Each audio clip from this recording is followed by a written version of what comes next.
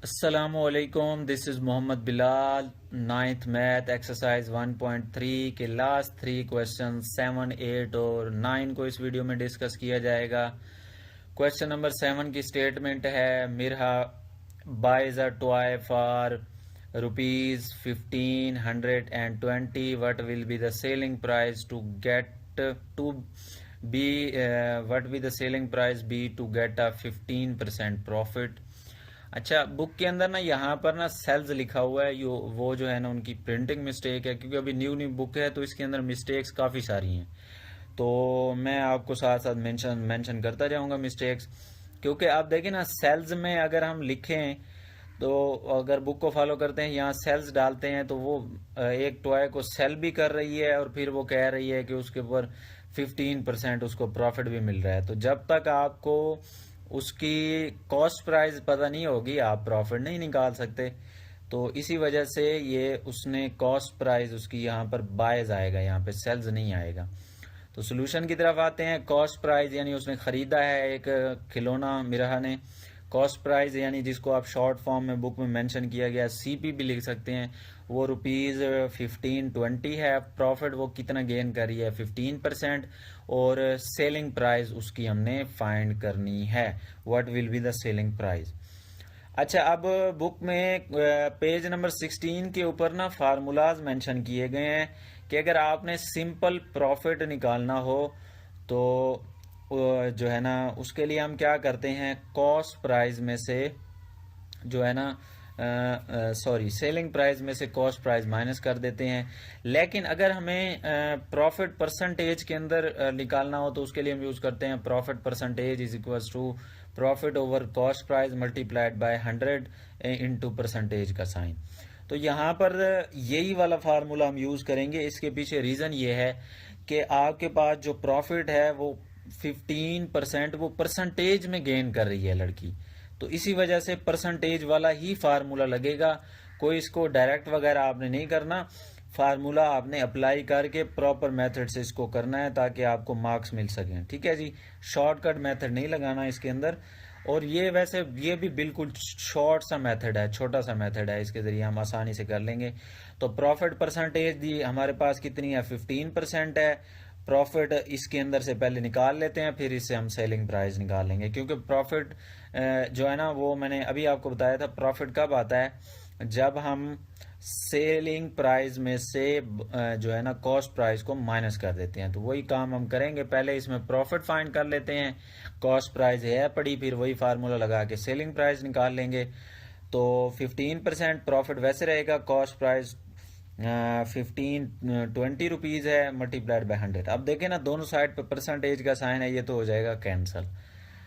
अब इधर 15 profit over 1520 multiplied by 100 है पड़ा, तो 1520 इधर जी डिवाइड हो रहा था, इधर आकर 15 के साथ मल्टीप्लाई हो जाएगा, और 100 इधर मल्टीप्लाई हो रहा था, इधर आकर डिवाइड हो जाएगा। तो इन दोनों को मल्टीप्लाई करवाएंगे, 22,800 बन जाएगा, और नीचे 100 वैसे है पड़ा। प्रॉफिट क्या आ गया जी, अब आपके पास देखें ना ये 20 से 20 आप बेशक कट कर दें या सिंपली डिवाइड करवा दें, तो 228 जो है ना ये हमें जी ये उस बच्ची को जो है ना इसके अंदर प्रॉफिट हुआ है। अब जब आपके पास प्रॉफिट भी आ गया, आपको कॉस्ट प्राइस भी पता है, तो अब तो आपके लिए बिल्कुल सिंपल है। प्रॉफिट का फार्मूला लगाएं, सिंपल प्रॉफिट का, वो परसेंटेज प्रॉफिट का हमने पहले यूज किया था। प्रॉफिट का प्रॉफिट क्या होता है, selling price minus cost price. Profit की वैल्यू यहाँ पे पुट कर दें, सेलिंग प्राइस हमने निकालनी है उसको वैसे रहने दें, कॉस्ट प्राइस की वैल्यू पुट कर दें 1520, ये माइनस का 1520 इस साइड पे आ जाएगा तो प्लस का हो जाएगा। तो सेलिंग प्राइस को हम एसपी से जाहिर करते हैं, एसपी वैसे आ जाएगी। अब इन दोनों को ऐड करेंगे तो ₹1748 जो है वो इसकी सेलिंग प्राइस होगी टॉय की। होप्स हो गया, आपको क्लियर हो गया होगा। क्वेश्चन 8 की तरफ आते हैं। 8 की स्टेटमेंट है जी, the annual income of Tayyab is ₹9,60,000 while the exempted amount is res 1,30,000. How much tax would he have to pay at the rate of 0.75%?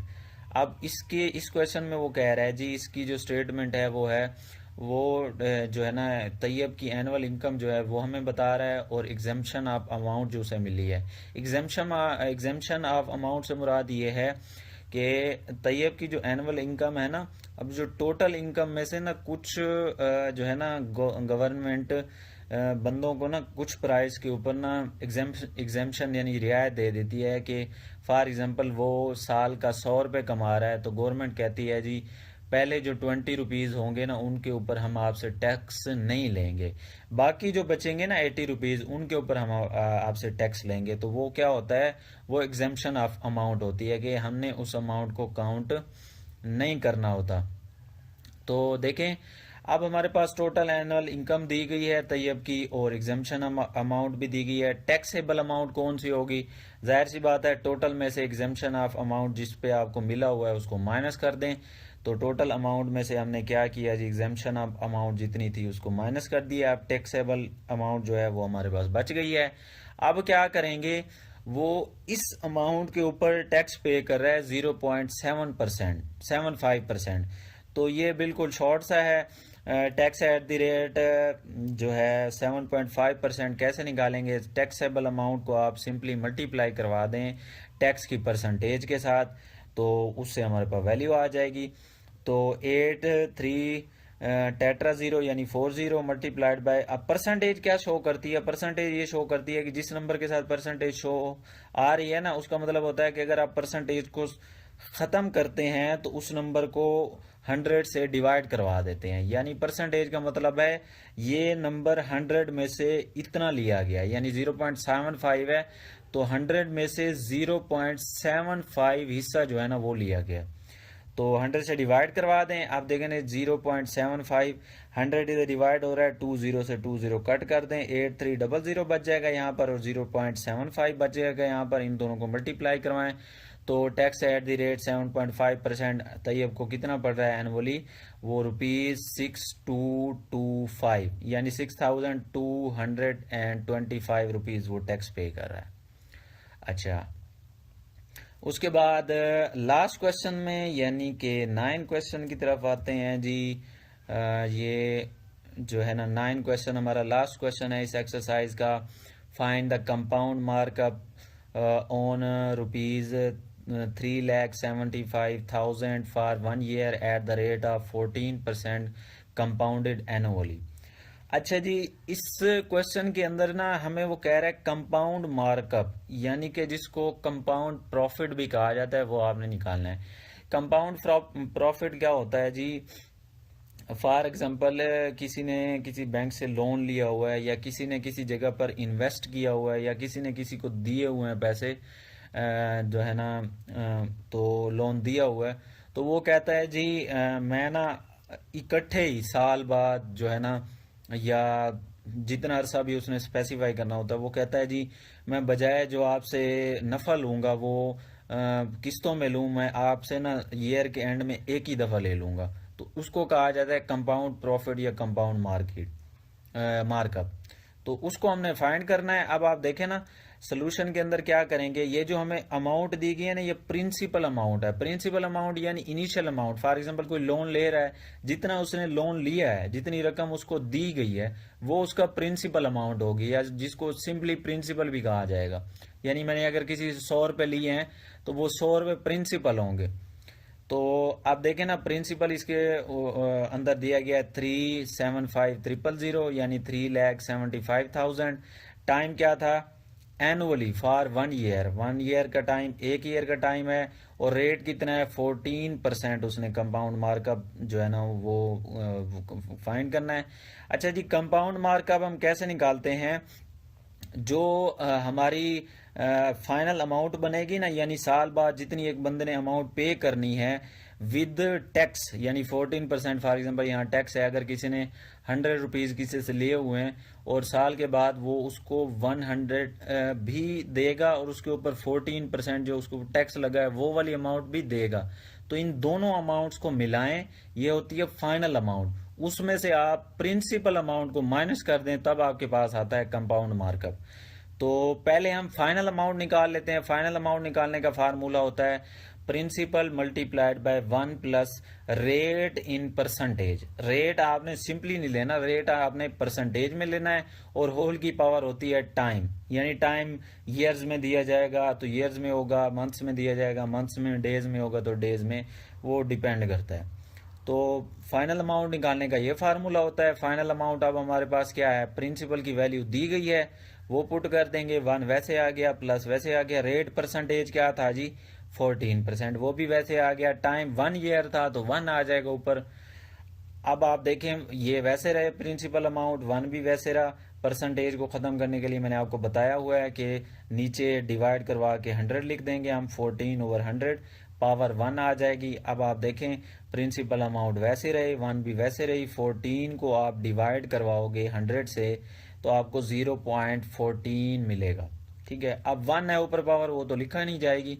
अब आप क्या करें, 1 प्लस 0.14 को ऐड करें तो आपके पास 1.14 आ गया। इसको 1.14 भी पढ़ते हैं, 14 ना भी पढ़ें तो 1.14 को मल्टीप्लाई करवा दें 3,75,000 से, तो आपको फाइनल अमाउंट मिल जाएगी ₹427,500। तो अब जो है ना ये हमारे पास फाइनल अमाउंट आ गई। अब जैसे मैंने आपको ऊपर बताया हुआ था कंपाउंड मार्कअप कैसे निकालते हैं, ये कंपाउंड प्रॉफिट, ये जो फाइनल अमाउंट हमने निकाली है उसमें से प्रिंसिपल यानी इनिशियल अमाउंट को माइनस कर दें, तो इस वैल्यू में से प्रिंसिपल अमाउंट को हमने माइनस कर दिया तो कंपाउंड मार्कअप हमारे पास आ गया ₹52,500। तो ये जी हमारा लास्ट क्वेश्चन था। ये बेसिकली जो है ना क्वेश्चन 9 जो है ना ये फाइनेंशियल मैथमेटिक्स से है, और जो क्वेश्चन 8 था टैक्स वाला वो कंज्यूमर मैथमेटिक्स से। ये मैथ की ब्रांचेज हैं। तो होप्स हो कि आपको तीनों क्वेश्चंस क्लियर हो गए होंगे। आपने ये लास्ट वाला क्वेश्चन डायरेक्ट नहीं करना, फार्मूले को यूज़ करके करना है वो। अगर आपने इसको डायरेक्ट किया तो अगर क्वेश्चन में आपके पास टाइम चेंज हुआ तो फिर आप डायरेक्ट मेथड से नहीं कर पाओगे। तो होप्स हो कि आपको तीनों क्वेश्चंस क्लियर हो गए होंगे, इजी और सिंपल वे में समझाए हैं। वीडियो को लाइक शेयर और वीडियो के अंदर कमेंट कर दीजिएगा, और चैनल को सब्सक्राइब कर दें। नेक्स्ट वीडियो में आपसे मुलाकात होती है। अल्लाह हाफिज़।